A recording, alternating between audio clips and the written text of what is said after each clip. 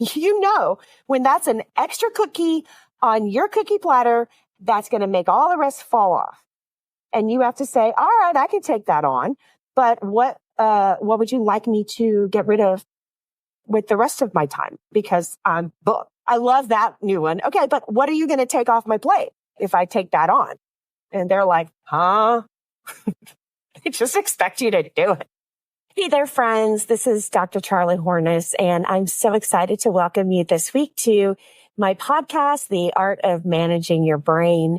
And this week, I cannot wait to talk to you about thought work and mind management. And today we're going to talk about something that I think that every high achieving woman out in leadership, especially if you're trying to navigate male dominated spaces, if you're feeling the weight of constant expectations, if you've ever felt like you need to prove yourself 10 times over, I love that old quote about Ginger Rogers saying that she could do everything Fred Astaire did, just backwards and in heels.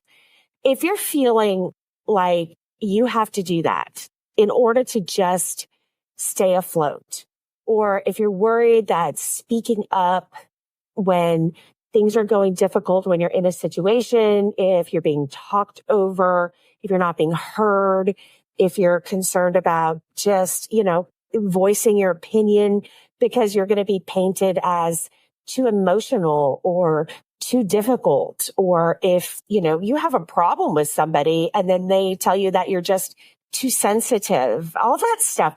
Today we're going to talk about all of that. This episode is for you if you're resonating with any of what I'm talking about, because I knew all of this way too well. So we're going to be uncovering this ancient survival mechanism. And you've heard me talk about it before, but I want to talk about it in the context of women leaders who are in male-dominated fields at work, in their vocational spaces.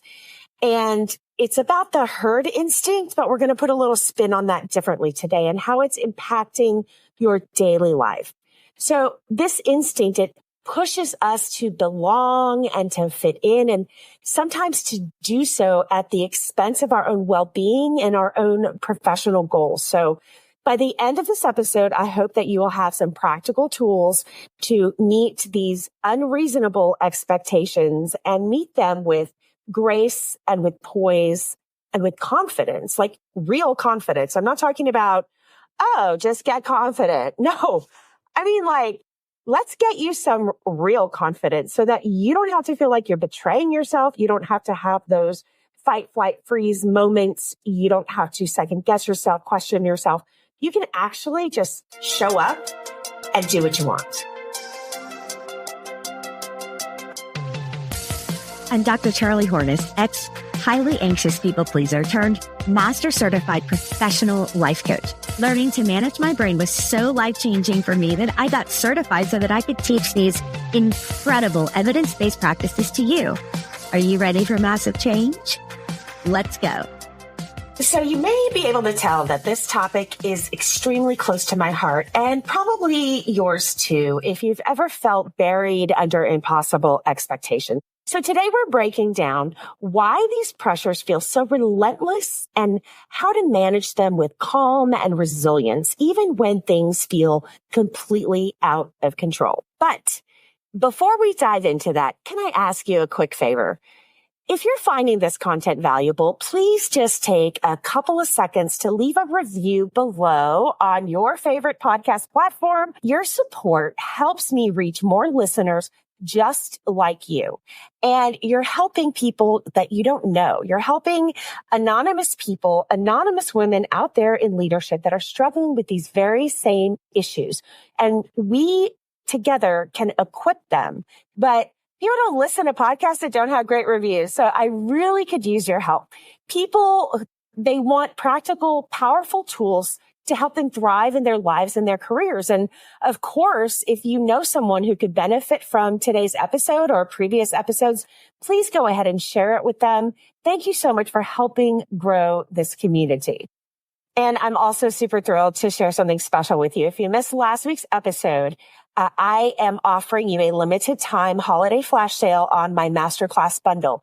I have bundled my two most popular masterclasses, one about confidence mastery and the other one is about resilience mastery. And it's designed for those that want to dive a little bit deeper, especially right now during the holidays, because this time of year can be a little rough for many people. Believe me, I've been there. So I'm offering both of these bundled for just $47, and you can get access to both my confidence mastery and my resilience mastery master classes. And they're tailored to help you tackle the unique challenges that we discuss here every single week. The confidence mastery is a basics course where we address internal roadblocks like self-doubt, overthinking, low confidence. And I give you 3 very simple steps in how to address this immediately. And these are the things that keep us blocked and out of reach of our full potential. So with this mastery class, you're just going to walk away with those 3 simple steps, tools that are going to help you feel more confident, more empowered, and feel like you can make choices without second guessing yourself. The second masterclass is more of an intensive. This is a 5-step simple solution, and it deals with external issues, how to handle difficult people, chaotic environments, and those high pressure situations that seem to throw everything out of balance. It's about your mindset. So once you get these sort of 5 steps down, your mindset just changes. It shifts. I love to talk about mind shift. This is the basics of that. So it's an intensive on those 5 steps. Imagine being able to face these challenges without feeling reactive or overwhelmed, not feeling so conflict averse all the time, not feeling intimidated and afraid of other people when they're being jerks. I mean, yeah, that's what this bundle is going to get for you. Okay. So normally they're both going to be priced at $197, but for the holiday season, sort of like, a Black Friday sale, you're going to get them both for $47. But this is just for a limited time. So if you really want them, you need to run over to my website, charliehorniscoaching.com/flash sale. Okay. And if you're not sure which of those 2 areas you want to start with, the confidence or the resilience, sort of the internal pathway or the external pathway, I have a free quiz. It's the Thought Saboteur quiz, finding the mind trap that is blocking your success. This quick quiz helps you uncover the thought pattern that might be holding you back and sabotaging your success. And it gives you a lot of personalized insight and steps to get you started. It's a great way to dip your toes into thought work, and it leads directly to the tools that we cover in both masterclasses. And it's extensive insight on which thought pattern is your saboteur. So I'm really excited for folks to find out what that is. And please leave me comments, reviews, any kind of information on how it's working for you. Did the quiz work? Did we get it right? And how the insights were, if you found them to be helpful. So if you're curious about what your particular thought pattern trap is that's sabotaging your success, then run over to my quiz at charliehorniscoaching.com/quiz. That's charliehorniscoaching.com/quiz. And don't forget that special holiday offer on the master classes, because that's not going to last very long. So we're going to dive in really quick, and we're going to look more in depth at what we've been talking about, this herd instinct, right?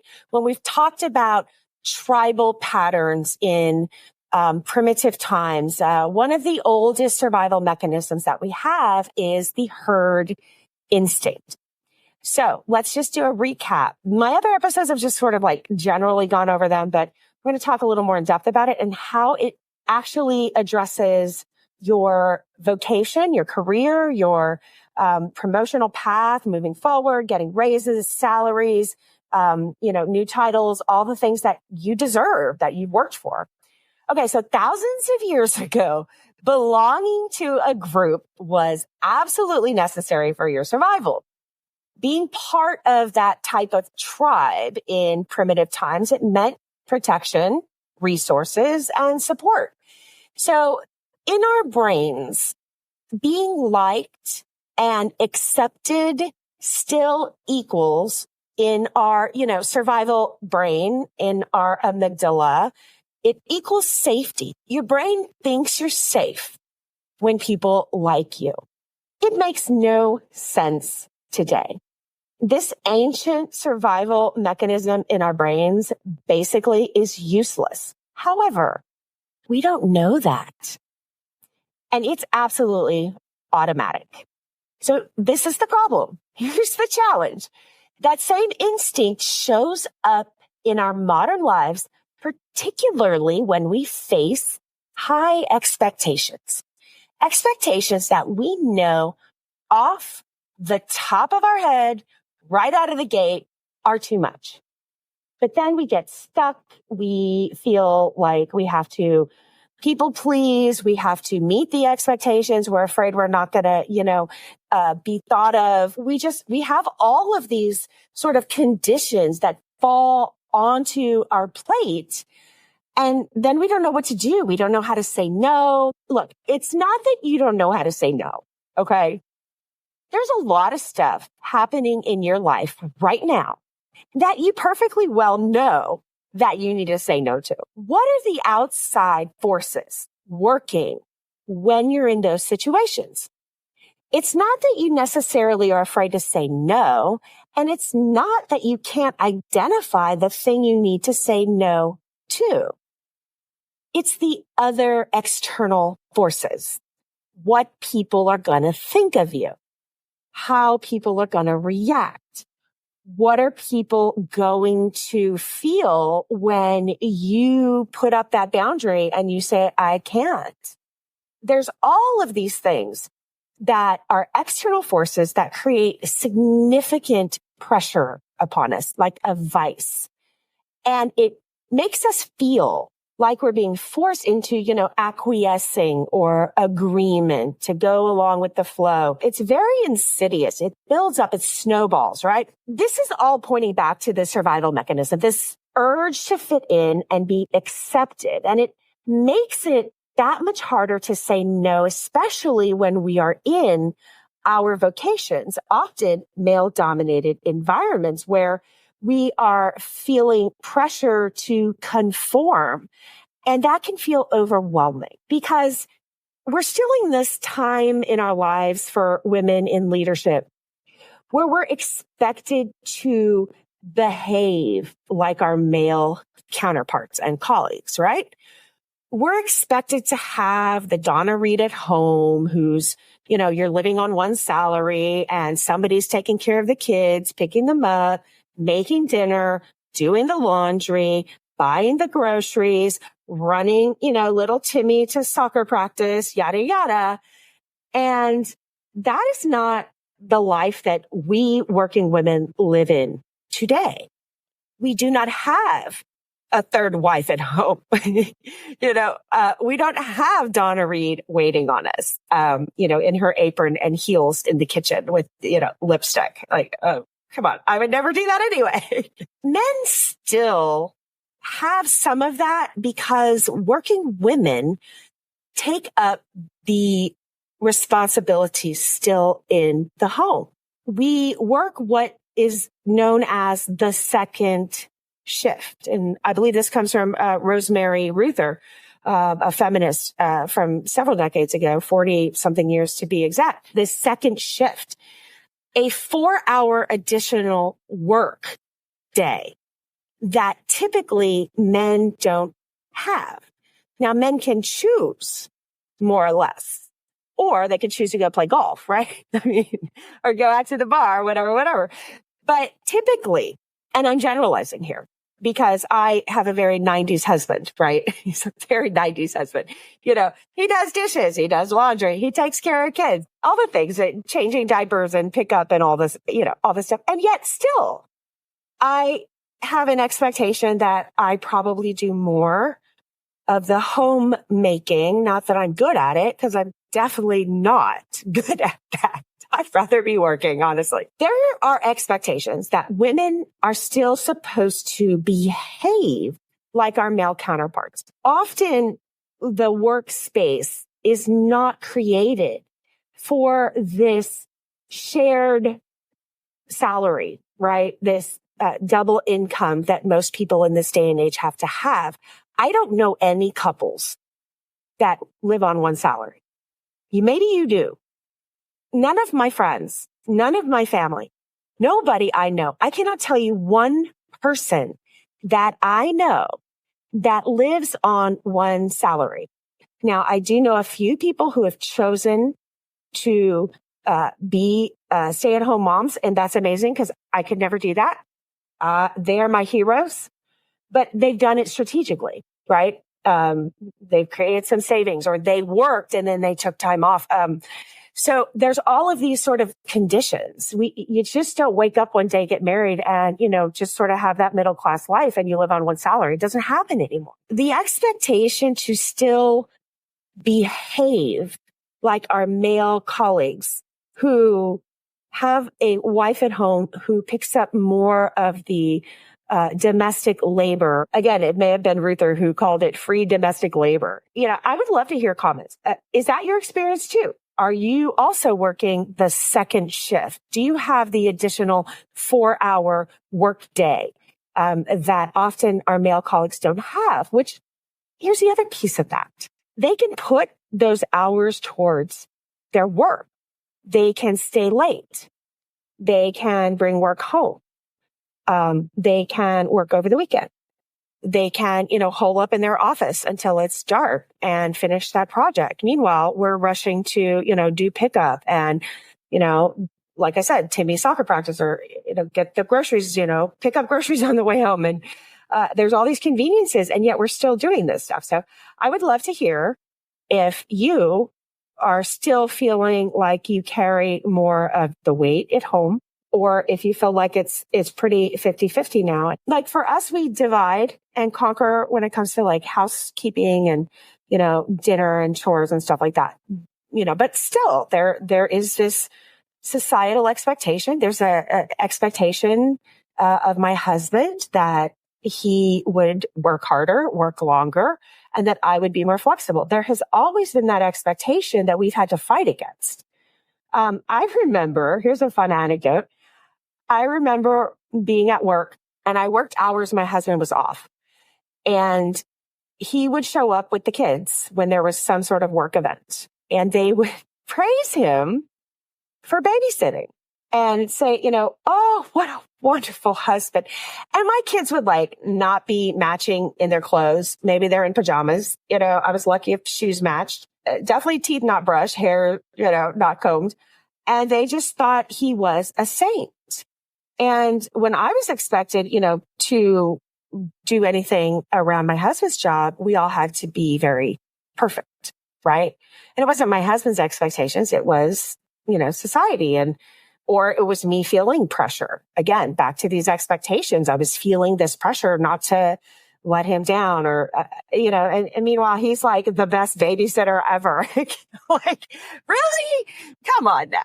I know that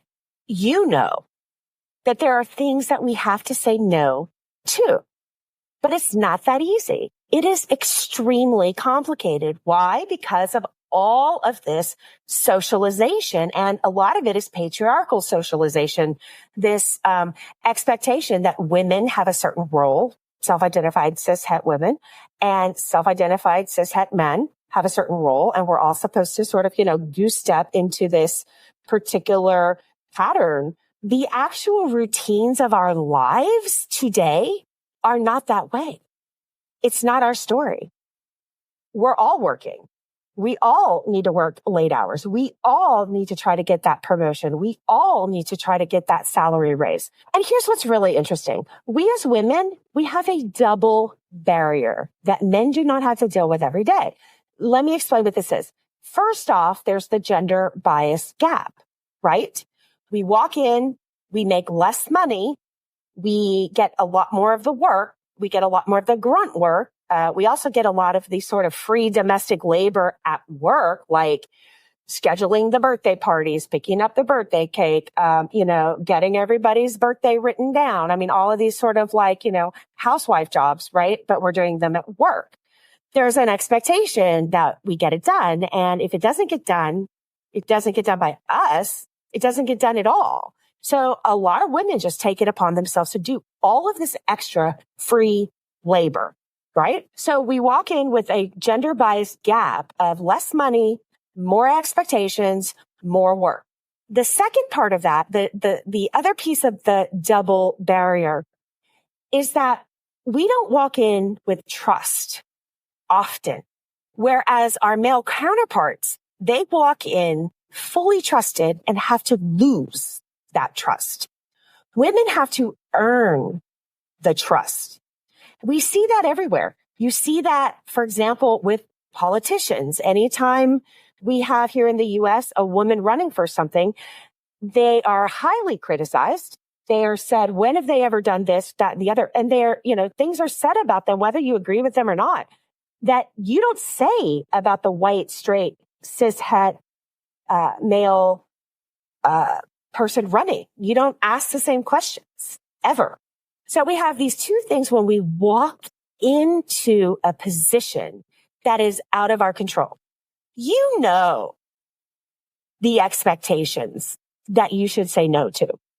You know when you're overloaded.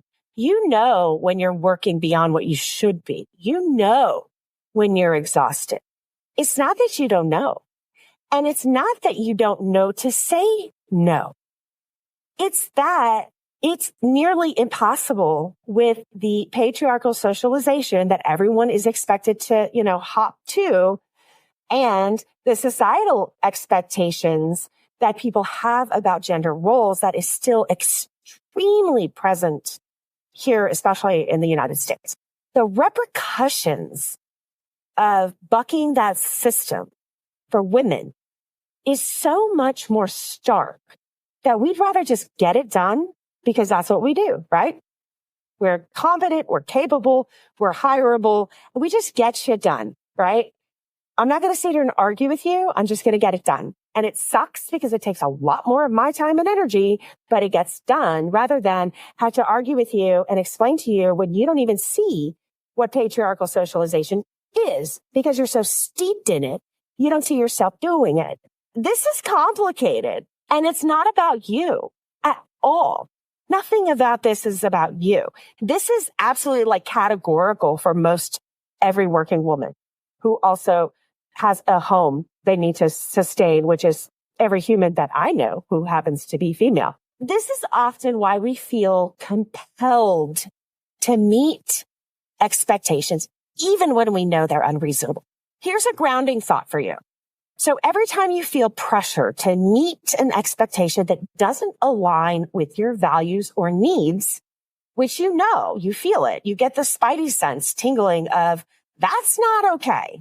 And then you have to, in the moment, decide, including your emotions going haywire because you feel either attacked or fight or flight, or you're under pressure, or you don't want to disappoint, or you don't want to not get the promotion because you're not a team player. In that moment, we need to remind ourselves that this urge to simply meet the expectations of other people is your brain's way of keeping you in the herd.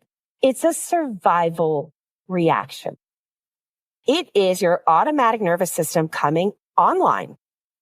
It is your sympathetic nervous system engaging. It is your HPA axis getting ready to start firing and dropping neurotransmitters through your body. And it is trying to keep you from dying. Now, saying no to picking up somebody's birthday card is not a dying situation, but your body doesn't know the difference. Your body thinks it is. Your body thinks if you say no to the herd master, right, or your boss or, dude next door who's a jerk, that you're going to get kicked out of the herd, or you're going to get pushed to the side where, the cougars eat you. Taking people off the sides and you've been shoved over there because you don't buy the birthday card. That's what your brain thinks.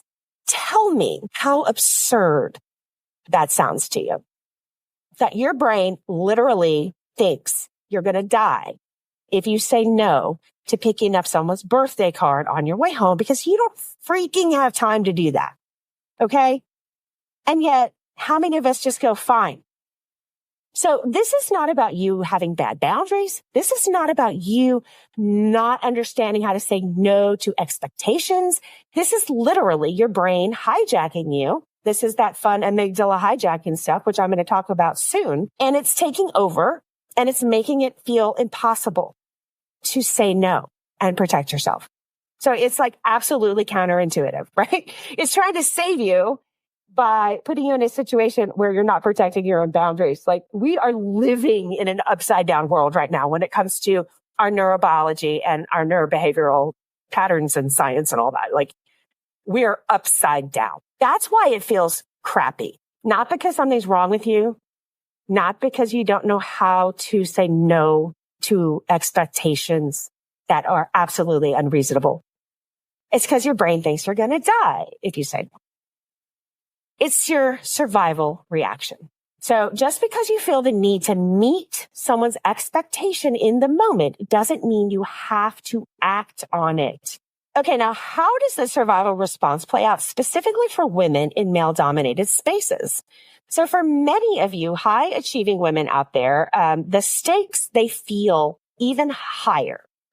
The instinct to avoid conflict or to not make waves is often magnified in environments where you may feel like you're under a microscope. You might worry about being labeled again as, too assertive. That's a new one, right? Too shrill, too emotional, too dramatic, sometimes even too ambitious. If you didn't hear my episode a couple weeks back with retired chief in the Air Force, Casey Boomershine, Chief Boom, go back and listen to that, because she was a drill sergeant and was told she was too confident. This is also where the imposter syndrome stuff sneaks in. We have this pressure as women in leadership to prove ourselves and to meet every single expectation. And this can sometimes make you feel like you're constantly auditioning for a role that you've already earned. Like, you're already hired.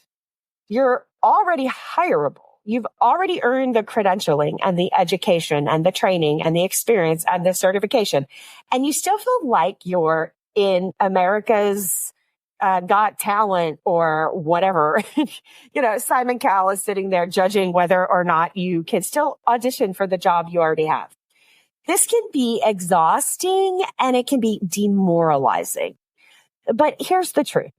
The urge to conform is often more about your brain's desire to fit in than it is about any real lack on your part. I'm telling you, once you start to understand the science of all this, and you start to understand this really has nothing to do with a lack on your part, it 99% has to do with A, your survival brain being upside down in today's world, and B, socialized patriarchy and societal expectations. But we don't have to jump to that tune.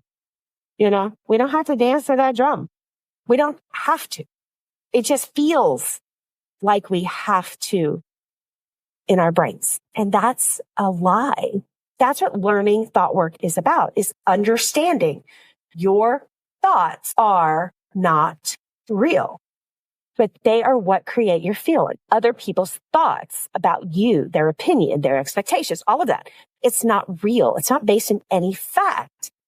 It's an opinion that has been generated through their experience and their story and their own level of socialized patriarchy and socialized expectations of what they expect of you. That was made out of nothing. It was thought up from thin air. It was taught to them, flipping through somebody's discarded copy of Cosmo on an airplane back in the day. It's not based in reality or fact.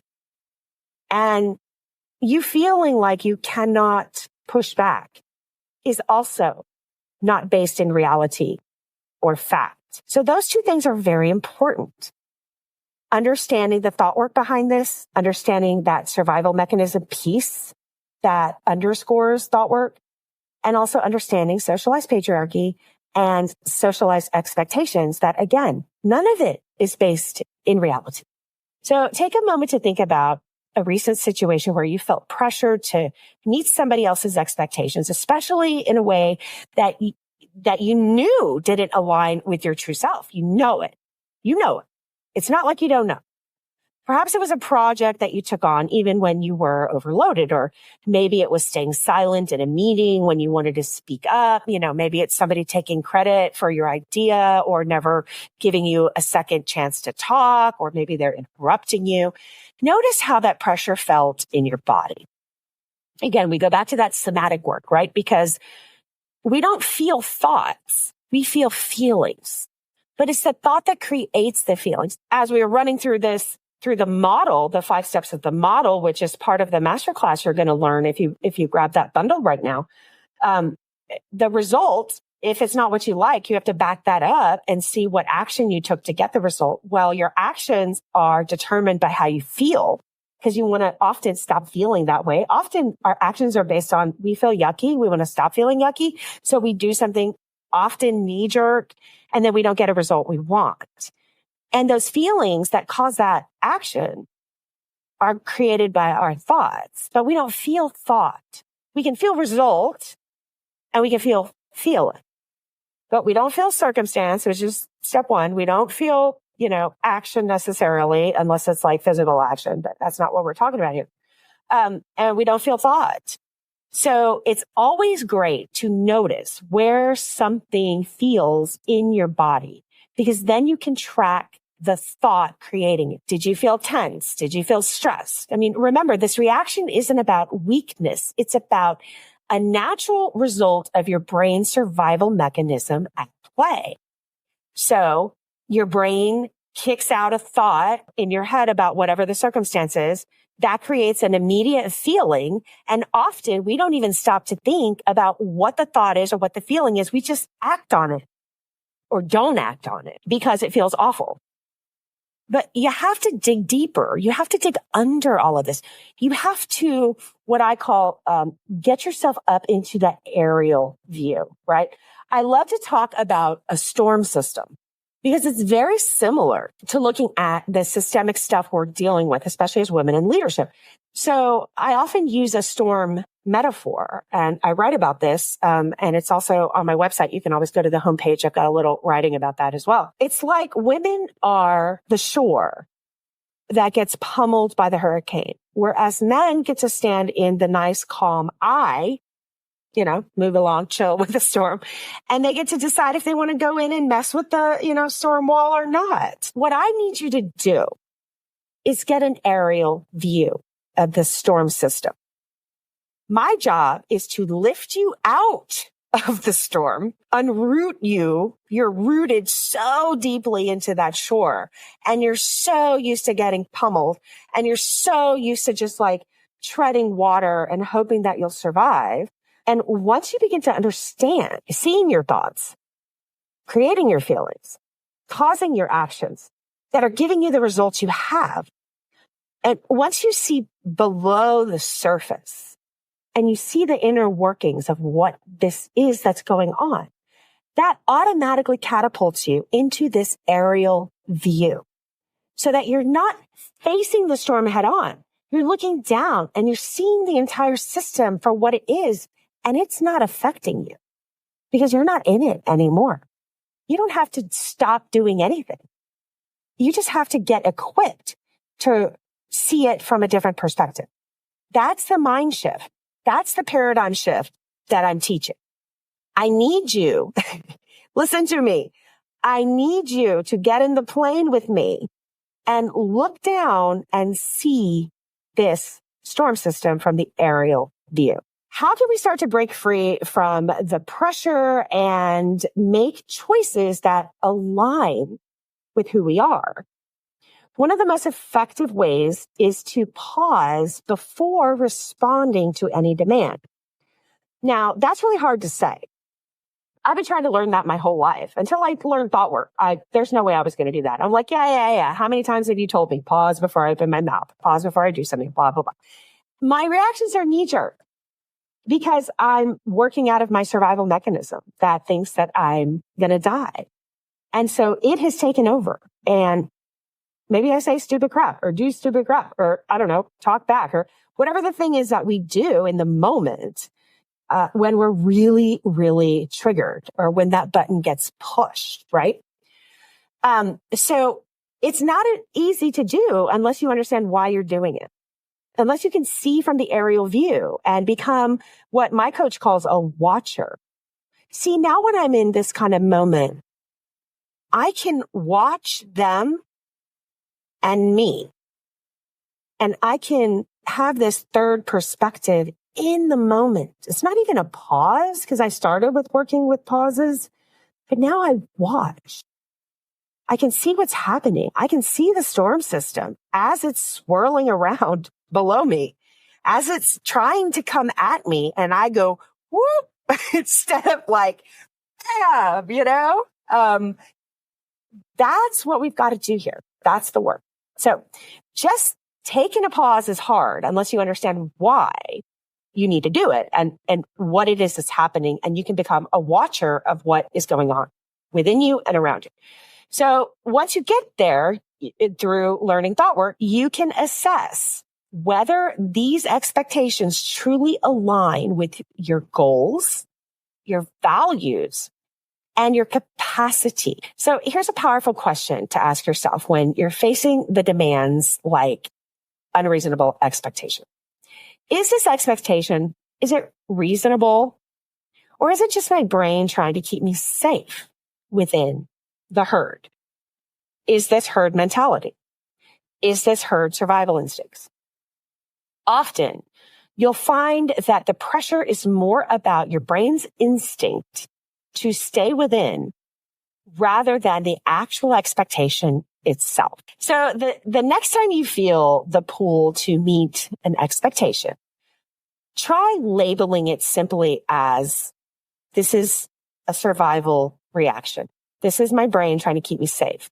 This immediate fear of not saying yes, this immediate fear of saying no, this immediate second guessing myself when I immediately know I don't have time for this, or this is ridiculous, or I'm not paid for this. And I don't mean I don't get paid for that. Like, we don't appreciate people that work for us saying that. I would never say that, right? If I'm working a job and the toilet needs to get cleaned, I'm going to clean it, right? I'm not going to sit there and say, this isn't my job. What I'm saying is free domestic labor expectations over and over again in your vocational life. That's something different. Okay. If you're the person who's always picking up the birthday cards or the birthday cake or the cupcakes, and it's not necessarily bringing you joy because it's interfering with your capacity to take care of the rest of your life, but you're feeling like you're not allowed to say no, that's what I'm talking about. Okay. That is not what you're paid to do. That is not what you were hired to do. And you are being taken advantage of, or you're being shoved in a socialized role. That is none of your business. Okay. Because somebody's belief system about how you should behave, again, is based in nothing factual and is totally made up. So doing this, asking this question, understanding that yuck feeling is often your survival reaction, allows you to take a step back and decide how you're going to respond rather than acting out on the impulse. This shift in perspective, it turns unreasonable expectations into opportunities to practice thought work, choosing how you respond based on what you truly need. So now let's get really specific. Okay. What actually makes expectations reasonable?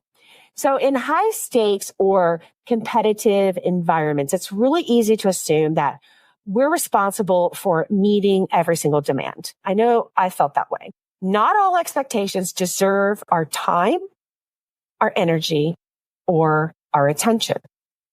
So a helpful exercise here is to ask yourself, whose standard is this?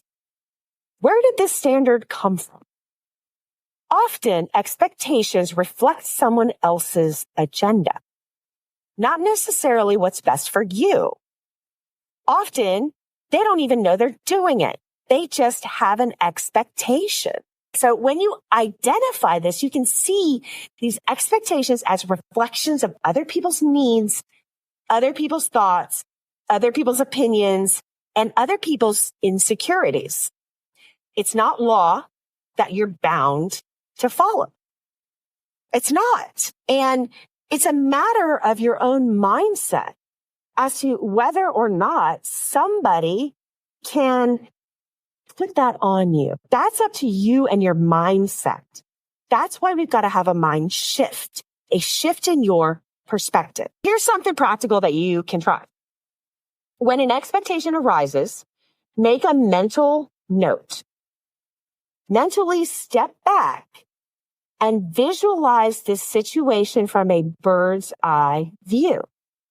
Imagine yourself observing this expectation. Note it. Label it. See it. Slap a Post-it on it and start with how you feel. If you feel yuck and somebody's doing, hey, when that's an extra cookie on your cookie platter, that's going to make all the rest fall off. And you have to say, all right, I can take that on, but what would you like me to get rid of with the rest of my time? Because I'm booked. I love that new one. Okay, but what are you going to take off my plate if I take that on? And they're like, huh? They just expect you to do it. Get in the plane. This aerial view gives you a clear picture of the situation, and it creates space for you to decide rather than react automatically. Let's say you've identified an expectation as unreasonable, an extra cookie that's going to go on your cookie platter that's going to knock everything else off, right? Because you've got it balanced perfectly. And you're ready to set a boundary. So the next step is once you identify the feeling, once you can get the aerial view, once you can say, this isn't based in anything, my brain is just trying to keep me in the herd. The next step is communicating this with grace. Because once you understand that other people don't really understand their own thoughts, they don't understand that they're putting upon you made up stuff that you don't have to listen to. And it's not based in anything. They don't even understand that most of the time. I didn't know when I said no to somebody, I was saying no to something that they had just invented, that they got off TV, that they learned growing up. There's a lot of great socialization that we should follow. Like, let's not walk around naked. Probably a good idea with our society today. But, being a cupcake queen at the office, that's made up. That's useless unless you find joy in it. So once you can identify all of these things, which is the work, using I statements allows you to focus on your own needs without escalating a situation. So instead of saying, that's just too much, I can't do that, blah, blah, blah. You say, look, I'm working within my current capacity. I need to focus on my main priorities or the team's priorities. This approach keeps the conversation grounded, respectful, and it centers on your values. What do you have time for? What do you value that you want to make time for? What do you not want to do? And what will you be resentful for? Because it's also not honest when you say yes to things and then turn around and be resentful of them. That is not honesty. That's basically lying. Yeah, I'll take that on. And then you're pissed off. People don't know. Most people, we're dealing with socialized patriarchy. It's also ingrained that most people don't even understand what they're doing is not helpful. They're just doing what they think they're supposed to do or what they think you're supposed to do. We have to help educate our fellow colleagues and neighbors that their expectations of us aren't real. And I'm not going to say yes to stuff that is made up, that you expect me to do just because, or that you don't expect me to do, or that, you don't let me speak, or you don't this, that, and the other. But when you see it from the aerial view, you don't have to get emotional about it. They don't even get a chance to call you emotional because you're not going to care. It is what it is. It's made up. The response to it is going to be made up. And their thoughts are creating their feelings. And if they get mad about it, it's because their thoughts make them mad. You're not even responsible for how they feel or what they do. It's their thoughts. So it's about setting the boundary, but without compromising the relationship or feeling like you're rocking the boat unnecessarily, because you're not. You're just saying, that's not a thing. And I don't have to do it. And you have empathy for people that don't understand why. It's like building a muscle, strengthening with each intentional choice. Every time you pause, assess an expectation and decide how to respond. Every time you do this, you're reinforcing your mental resilience, and you're reminding yourself that most every pressure around you that's putting you in a vice is made up socialization that somebody is immersed in and is convinced is the right way to do things. But it's just their opinion, and it came out of nowhere, nothing. And you don't have to do it. And you don't have to be responsible for how they feel about that, because their thoughts create their feelings. So they're going to have a thought about that, and that's great. They can change their thought. Just like you can change your thought, okay? And that's how you reinforce this mental resilience. This is the key. You're showing your brain that it's safe to prioritize what matters to you, even if it means not meeting every demand of others. And when you show your brain it's safe, you reverse this upside down and you reorient your brain and its useful functioning. And you kickstart your evolved prefrontal cortex, and you hijack your brain hijacked from your amygdala back to your thinking brain. Once you really start to understand this and you work that muscle and you retrain your brain and you have a paradigm shift, a mind shift, and you see the aerial view, you get the new perspective and you understand what's happening. You rewire your brain to stop thinking you're unsafe when you're expected to pick up cupcakes and you want to say no. You just get to say no now and not worry about it, even if this means not meeting these demands. So think about each small boundary, each mindful response as a brick in a foundation that makes you stronger, more assured of yourself, makes you a more confident version of yourself. And you're going to meet that self soon if you keep doing this work. And your future self is already thanking you for starting to build these muscles, because soon it won't feel yucky anymore. Soon it'll start being funny.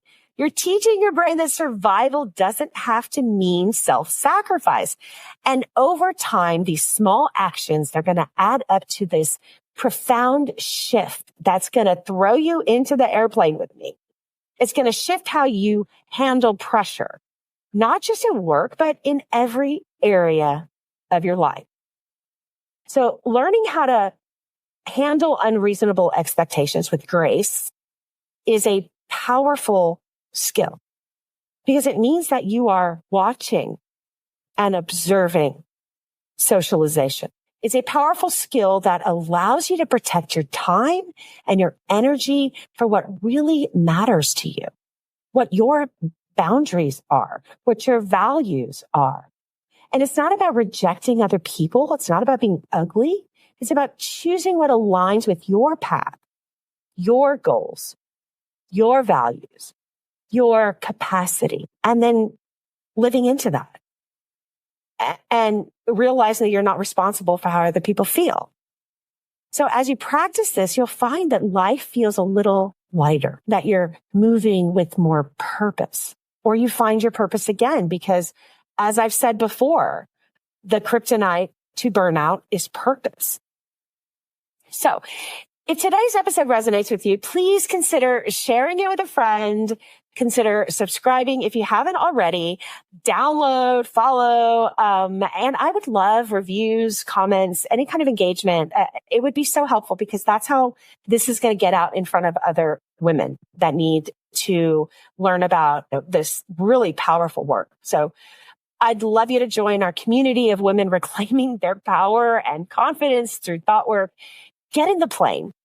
Let's go. If you're curious to dive deeper, again, I invite you to take that quiz. It's sort of the thought saboteur quiz that is going to tell you what thought pattern is trapping you and getting in the way of your success. So grab that at charliehornesscoaching.com/quiz. This quiz is going to help you identify the specific thought pattern that's holding you back, and it gives you actionable insights to start shifting them. And don't forget that masterclass holiday bundle for $47. Grab that at charliehornesscoaching.com/flash sale. And again, I really hope you will share this episode and our show with people that you think might be finding it helpful in their own lives. So thank you for tuning in to The Art of Managing Your Brain. Again, I'm Dr. Charlie Horness. And remember, you don't have to be in the storm. You're above it. You're seeing it for what it is, and you're taking control with calm and clarity. So join me next week, and we will continue this journey towards a life where you can feel empowered, steady, and resilient. I'll see you next time.